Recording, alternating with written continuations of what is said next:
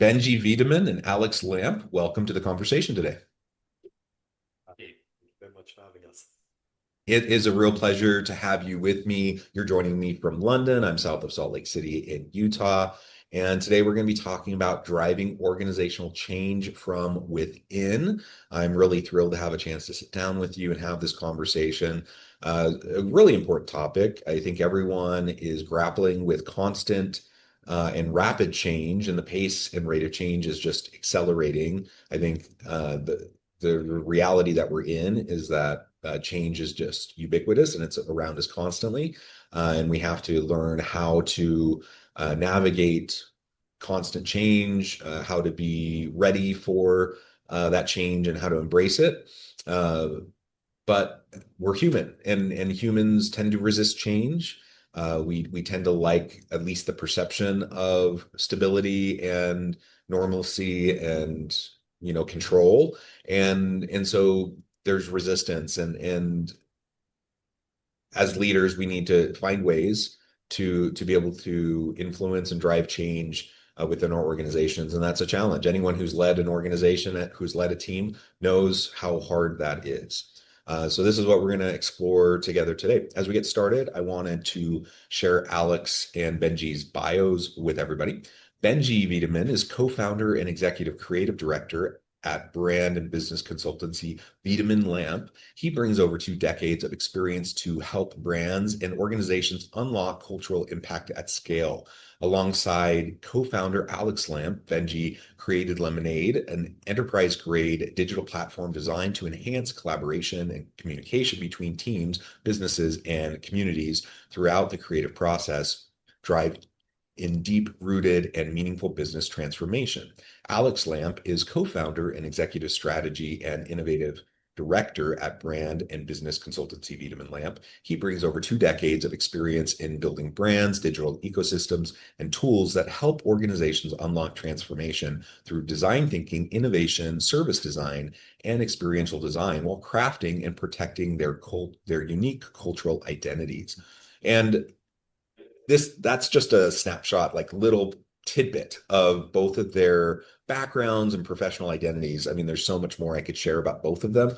But Alex and Benji, anything else you would like to share with the audience about your own backgrounds, your consultancy before we dive on into the conversation?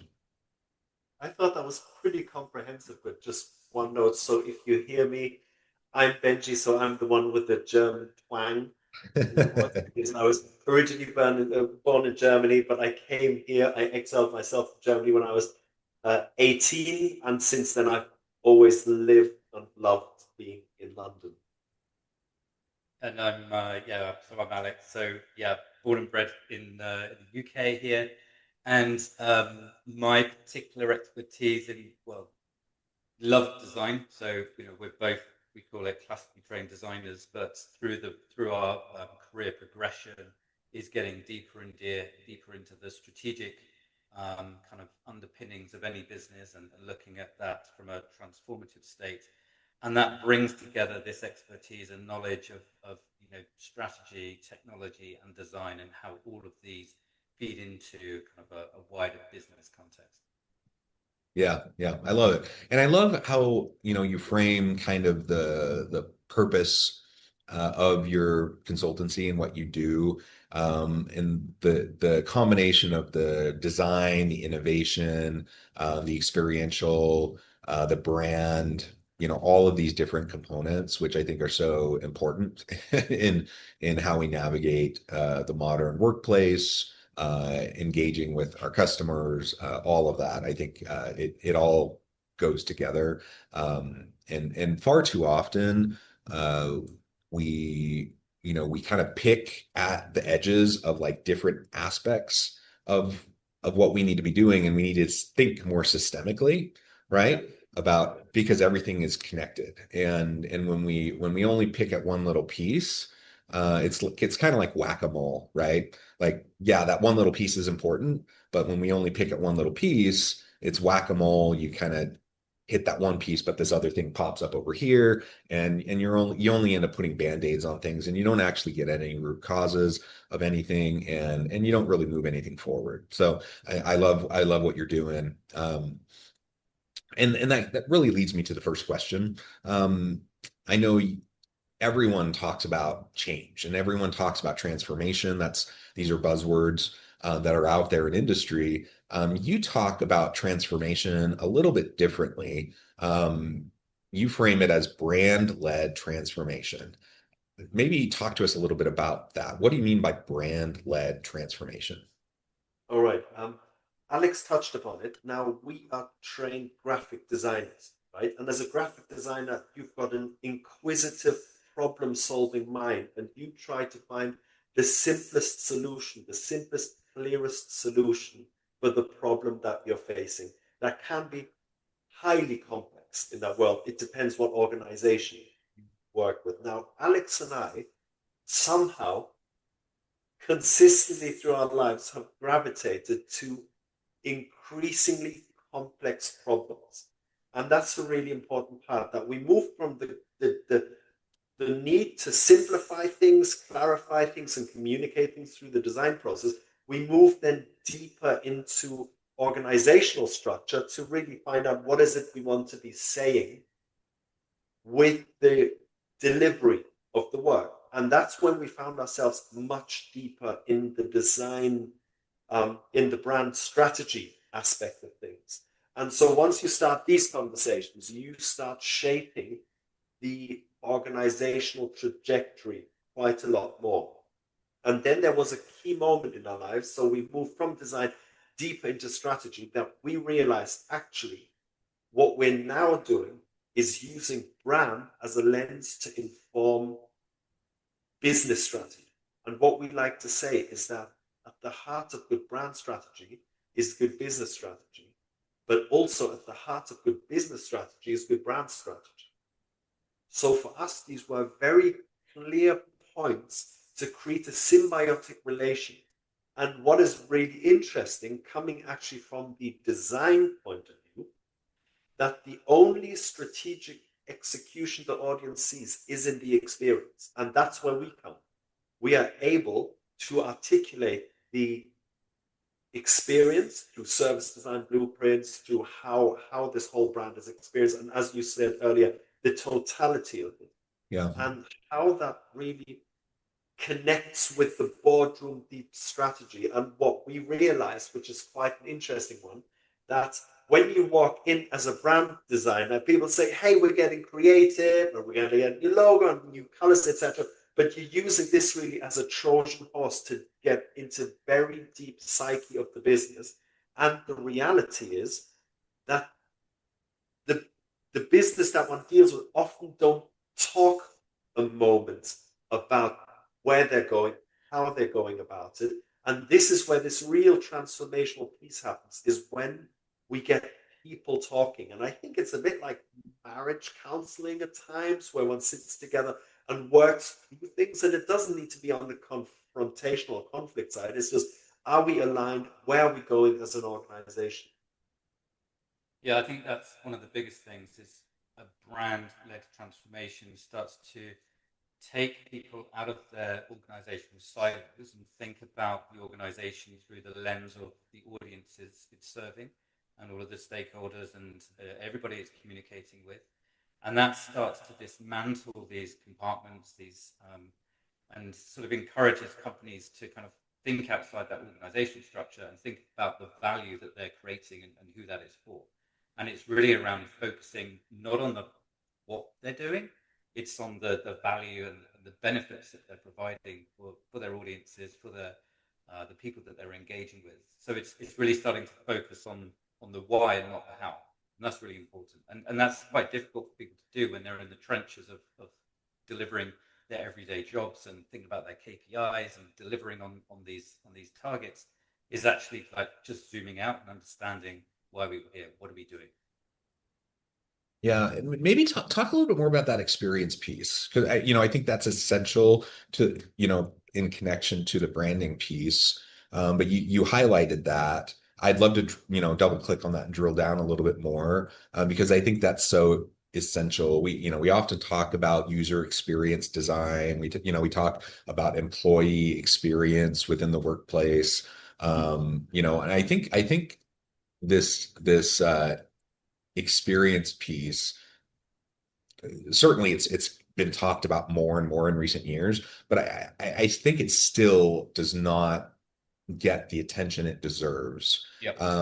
because it's so fundamental to kind of, it's so foundational to everything that happens, and especially if we're talking about change, right? The experience becomes almost everything, and Yep. the perception of experience becomes everything.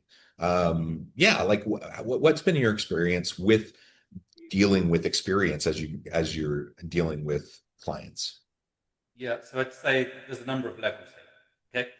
First level, which is becoming increasingly important with the work that we're doing at the moment, is actually the brand architecture company. When you have a big group delivering lots of different products, lots of different kind of across different sectors, it can become this cocktail of different fragmented offers. So one of our first jobs is to really understand what is that brand architecture. How do we divide and present to the world a really cohesive portfolio and offering of what that kind of entity or what that company is doing. That's the first level of that brand experience. And we often say that brand architecture is actually user experience. Okay, so when you come to the website of a company or a corporation or a museum, the first thing you're going to need to do is understand what are those different components. And this is a direct relationship with brand architecture. So that's almost one of the first things we start with. And is increasingly asked to look at, especially when you're looking at the structure of a visual identity and how it serves those different verticals and those different sectors. So that's part one of that experience. Part two is, of course, that user experience, and we touched on there the service design of really thinking through what does that experience look like. And this applies to existing companies and brands as well as startups. So things that are being created. Really thinking about there's 5 steps of that process. How do they first become aware of you? What does that first interaction look like? What does it look like when you're actually engaged with that company? That process, we always joke with when we work with educational universities, that can be a 20-year experience, going from undergraduate to alumni. It can be a lifelong experience. How do we get people to return? How do you engage people to come back and kind of repeat purchase, repeat visit, or whatever? What are those reasons to return? And then finally, what happens when you leave? What does that exit process look like, either positive or negative? What does that look like, and how can you influence it? Now, by having that holistic view of a brand and that experience, you can then start to identify those bottlenecks, the opportunities, the points of distinction from the competition. And so from a strategic lens, if you're considering the final execution, the final experience, you can start to devise these points of difference or these kind of articulations of how that might work. And just to add to that, what's really interesting, so talking about the brand transformation side of things, often the brand architecture isn't a direct reflection of the business structure. Often, so when we have these conversations at the C-suite level, looking at what the brand architecture, they say, well, that's not how our business is built. And this is a really interesting point, because there are moments the business has organically grown, new groups have been developed, but actually to use the brand architecture to signal outwards. And as Alex said, it can be, expressed through website, etc. So how do people navigate services and products, etc.? But that then can be kicked back into the organization. So how can we now create a reflection of this within the organization? And that's a very good example of how brand can really drive business transformation. Yeah, I appreciate that. I think, that's a really good way of thinking about, well, it really gets to the next question. You've already started to address it, but how can brand be used as the tool, or as a tool, certainly, but as maybe perhaps the core driving tool to help drive organizational change from within. That's really the focus of our conversation today. And you just mentioned, like this brand is helping us drive transformation. And so if you're leveraging brand to now drive transformation, to drive the change within the organization, yeah, talk a little bit more about that. In some ways it's used as a cultural lever, right? To drive cultural alignment. There's other ways, but yeah, talk through that a little bit with us. Yes, I think one of the first jobs is really unpacking the purpose of that organization. So, why do they exist beyond profit? That's really, really important. And then there's different ways of getting to that. Is kind of almost asking, people involved, what would the world miss if we didn't exist? What is the value that we're bringing to kind of our customers, our kind of stakeholders? And I think when we talk about purpose, it gets a bad name. I think it's overused. Everything has got a purpose. The sink plunger has got a purpose, but what is that purpose that can actually drive ambition? What is that reason for being as an organization? And then how does that then inform the vision, which is, what is our version of the world? What do we want that to look like, through the difference that our business is making? Once we have articulated that and we've found a vision that is both aspirational but also achievable, it starts to really focus that whole organization around the decisions that they make. And in order to get to that trajectory, it's about saying no to things as well. I mean, strategy is about making the right choices and kind of abandoning those things that are not right to align to that vision, and understanding how you play out against your competitive set, and also where the mega trends are, whether you talked about there's a lot of change, thinking about in the context of AI, what is that vision that keeps us above some of these other changes which are happening, which are more contextual. And then once you've got that trajectory, then you can start influencing behavior of an organization by creating that kind of central calibration, creating a set of values which are actually actionable. We always have this thing with brand values and company values, that they're not just these one words like commitment, dedication, and passion. They need to be actionable sentences that people can act upon, and then those start to form then KPIs across the organization, so that people can actually change their behavior and say, well, look, am I going to meet my objectives this year by doing X, Y, and Z, which all align to that greater purpose? So it really does become a chain. Brand for us is not just external. It's not a visual articulation of some kind of promise. It's actually looking on the inside and thinking about how do you drive everybody, rally everybody, motivate them, and align them to this new drive. Yeah.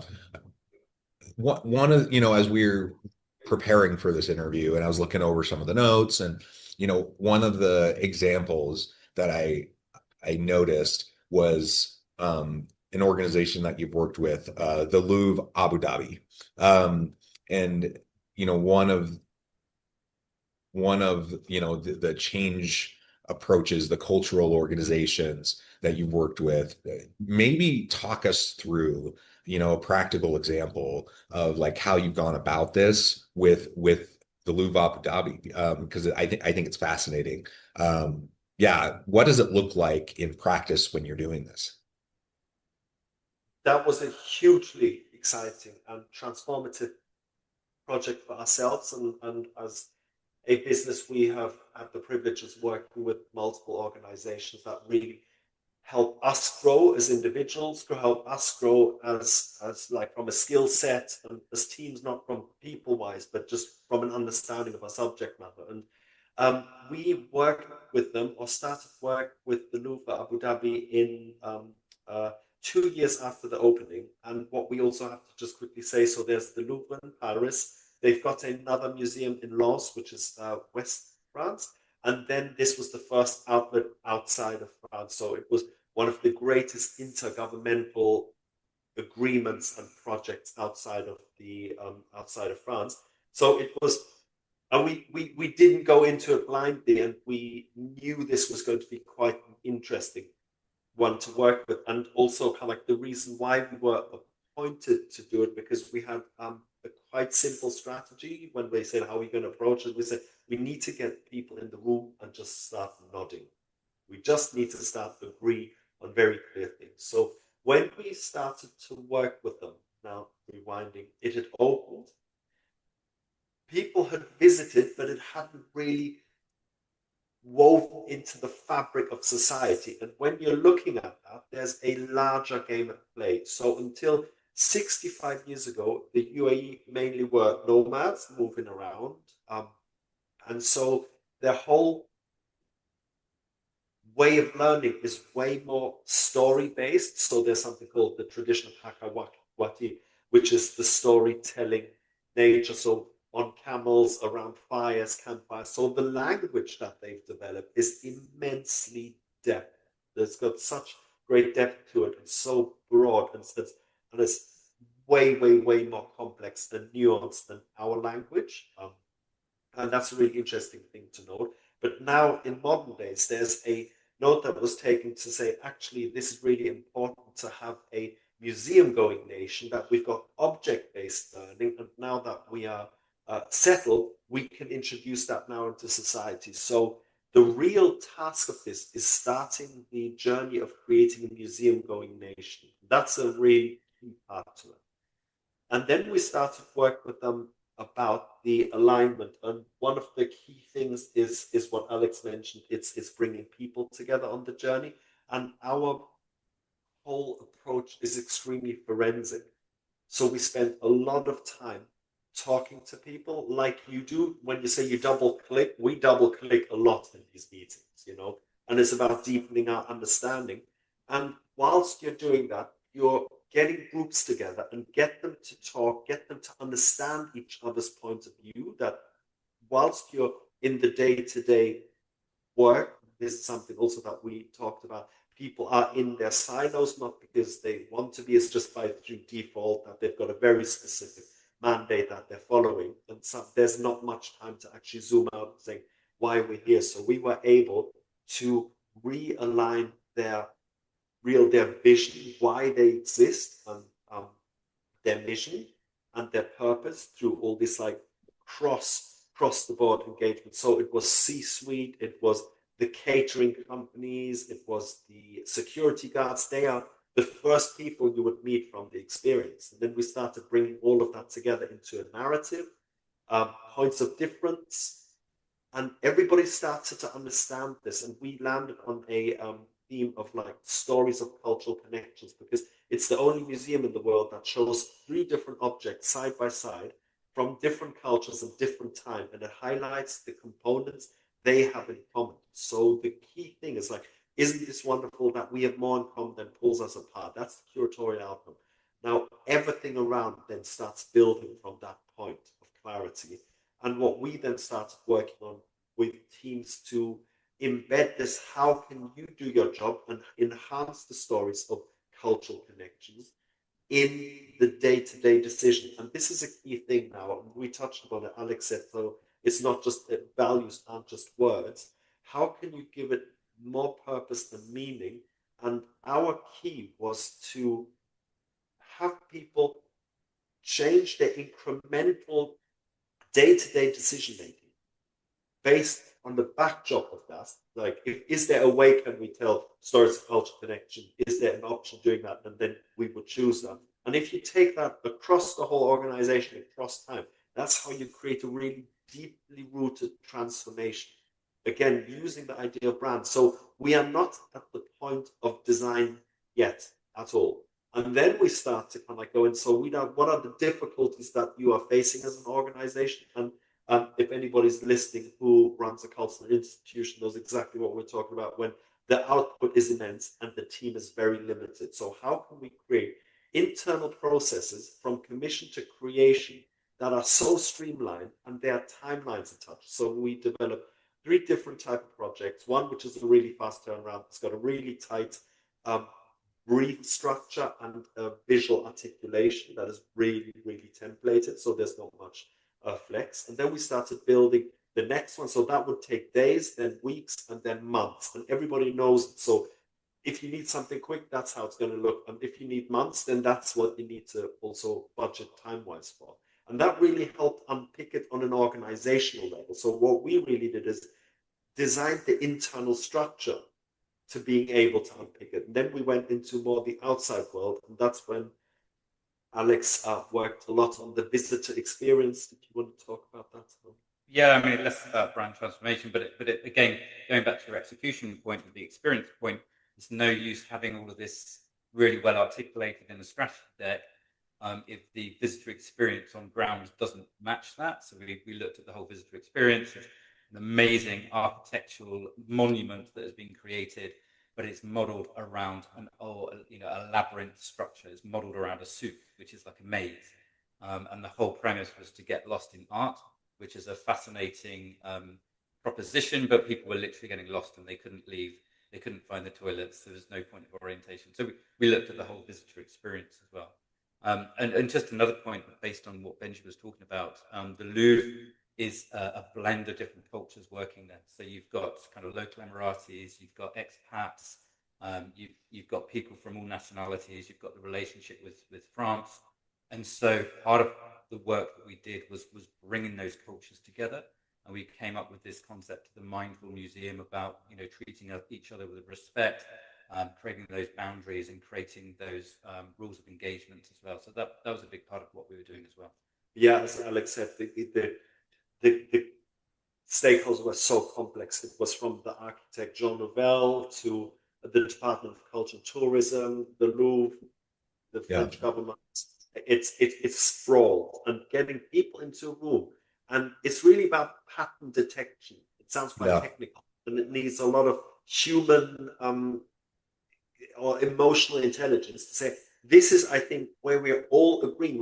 We're saying it in all different languages, in all different ways. But if we strip back, and this is one of the key things to how we approach these things, that we think in concepts that then get rendered in language. So how would this be in Arabic? How would this be in French? And how would this best translate into English? Rather than trying to be clever within the wording, but it's actually the concept that is so clear that you use language to give it body and shape. I love it. I mean, that's such a great example. This has just been a fascinating conversation. Unfortunately, I know at the time I probably need to let you go. It's evening for you. You probably have a busy evening and need to get back to family, friends. Before we wrap up for today, though, I did want to give you a chance to share with the audience how they can connect with you, find out more about your work, your team, and then give us the final word for today. Yeah, so you'll find our website, wiedemannlampe.com, and I'm hoping you've got some show notes so that we don't have to spell that out for you. You can also follow us on Instagram, LinkedIn. and LinkedIn. There's a lot of LinkedIn content. Final word? What I like to say, where the mind goes, the body follows. And if we're talking about brand transformation, I think everybody talks about the body to say, okay, what does it look like? But actually to give the time, the space and the grace for teams to come together to marinate in this, to say, well, where is our collective mind going to go into the future? And once you've got a singularity, a single point, created together, co-created for the future, then automatically the body and the transformation will follow that.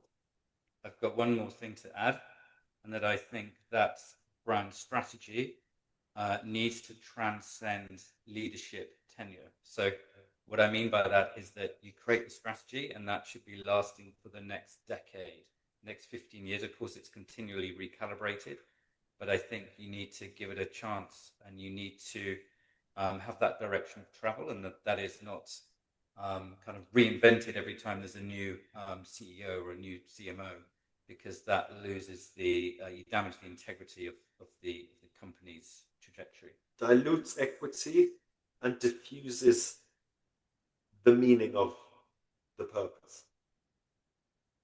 I love it. I love it. Good stuff. Thank you so much. It's been a pleasure. I encourage the audience to reach out, to get connected, find out more about what Alex and Benji can do for you. Check out their consultancy. And as always, I hope everyone can stay healthy and safe, that you can find meaning and purpose at work each and every day. And I hope you all have a great week.